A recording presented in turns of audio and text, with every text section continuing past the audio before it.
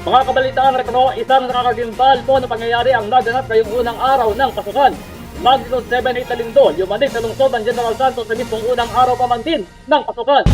Niyanig ng 7.8 na lindol ang lungsod ng General Santos sa lalawigan ng Sarangani kaninang alas 7:30 ng umaga ngayong Lunes, Hunyo 8, 2026. Naitala ang mga pagdinig. Intensity 7 sa General Santos, Intensity 6 sa Palimbang at Northern Mindanao, Sultan Kudarat, Intensity 4 Davao City, Pinabawan at Carmen, Cotabato, Bagumbayan, Calamansig at San Quirino, Sultan Kudarat, Pintuto at Son sa Zamboanga del Norte. Intensity 4 naman sa lungsod ng Mati sa Davao Oriental, Buog, Zamboanga, Sibugay, Caraga at Tarragona sa Davao Oriental. Intensity 3 ang narangahan sa Butuan City, Mainit sa del Norte, lungsod ng Lapitan, Zamboanga del Norte, Tumalarang, Vincent, Zamboanga del Sur. Intensity 2 naman ang naranasan sa City of Dipolog, Labon, Liloy, President Manuel A. Rojas at sa Log sa Zamboanga del Norte, Alicia, Ipil, Huay, Olrana at Tiay, Zamboanga, Sibugay.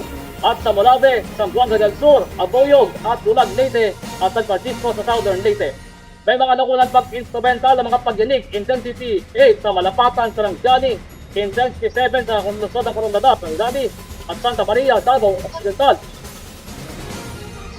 Intensity 6 sa General Santos, Livonia, Cotabato at marami pa. Sa General Santos, isang building ang halos gumuho dahil sa lakas ng lindol. Samantalang sa isang kuha ng sakyan sa pamamagitan ng dashcam, habang nagmamaneho ay naramdaman din ang pagyanig.